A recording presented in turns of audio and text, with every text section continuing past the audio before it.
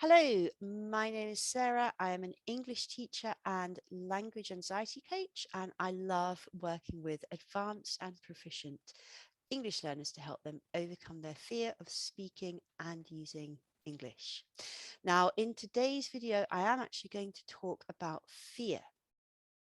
But first of all, just to really clarify the kind of fear I'm discussing. So, in a way, there are two kinds of fear. There's the kind of fear we have when our lives are in danger, and there's the kind of fear we experience where we fear things because we're thinking about them too much. So, an example of the first kind of fear, it could be, perhaps you see someone who you think will be a danger to you, or maybe you see a big, scary wild animal, or it's something like that where you genuinely believe that there is a chance that you could experience hurt and pain. That's one kind of fear. The other kind of fear is the fear that exists in our mind. And this fear is more common, certainly if you live in, a safer country like England or Italy or Canada, wherever. A lot of us really don't experience this first fear very often, but we do experience this mental fear or thinking fear a very great deal. And examples of when we might experience this fear are, job interviews, exams, tests. Having to make phone calls is a big one. A lot of people they don't like to make phone calls. I don't like to make phone calls. It's a little bit unpleasant. And there is a little bit of fear about making those phone calls. But all of these examples of fear, they really exist in our minds. And we very often make these things bigger than they really actually are.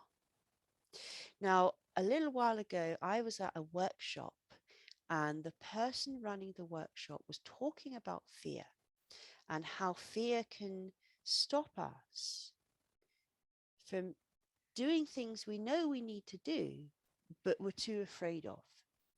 And again, we're talking about fears up here. We're talking about fears about making phone calls or sending emails. And we do get so scared of these tasks that we make excuses and we don't do them.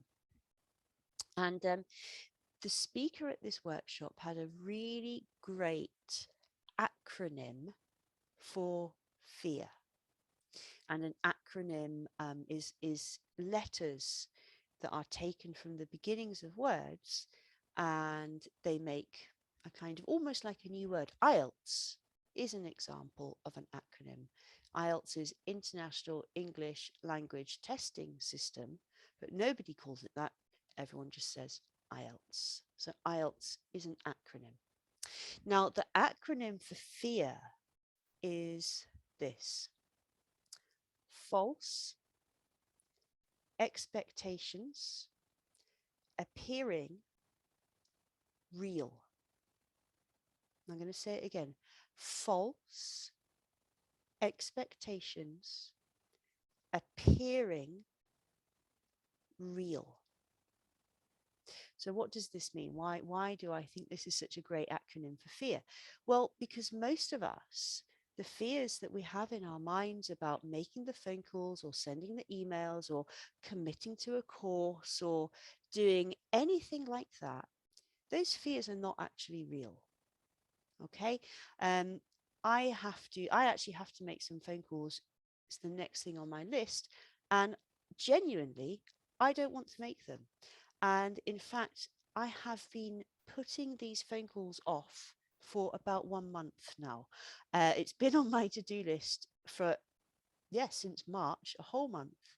And I've been too fearful of what people will say to me to make the calls. So I haven't done it. But I don't know what these people are going to say to me when I call them. They're probably going to be very friendly. And even if I don't get what I want, they're not going to be horrible. Nothing bad is going to happen to me when I make this call. So I have these false expectations that something terrible will happen, or people are going to laugh at me, or people won't help me, or something awful will happen. But this is a false expectation. And I have been focusing on this false expectation, and that has stopped me from making these calls. And these calls are actually really important to make. So the false expectations appearing as real. So this bit here, when we think about something a lot, whether that be a positive or negative thing, we can make it feel very, very real to us. And a really, really good example of this, a slightly sad example, my little dog is 11. So she's, you know, getting a little bit old. And if I think about my little dog dying, I will want to cry in about 5 seconds. And my body will have a very intense physical reaction to my thought of my little dog dying.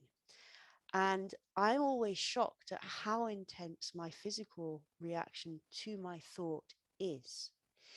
But it's a really good example of how what we think has an immediate and direct impact on our body. Okay, so never think that your thoughts are separate from your body. They're not. They are completely connected. So if you are worrying about your IELTS exam, or if you are concerned about your interview, or if you are scared about the test that your teacher is going to give you, you can make those thoughts, and you probably do make those thoughts so real that your body believes it's already happening. Just like when I think about my dog dying, my body thinks she's dead. I need to cry. And even talking about this, I could cry if I allowed myself to. So what's happening? How can we kind of summarize all this? We have these false expectations and they appear as real. And because we focus on these false expectations and because they are so real to us, this creates a feeling of, I can't. I can't make those phone calls because it's just too scary. I can't apply for that job because I might fail. I can't pick up the phone and chase those contacts because they might reject me. And all of those excuses are excuses that are based on fear. And it's that fear that stops us taking the action we need to take.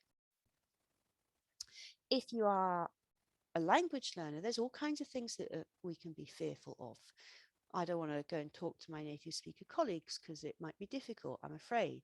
I don't want to apply for that job because I'll have to talk English at work. I'm afraid. I don't want to go to England or Canada for 6 months because it will be really difficult and I'm afraid.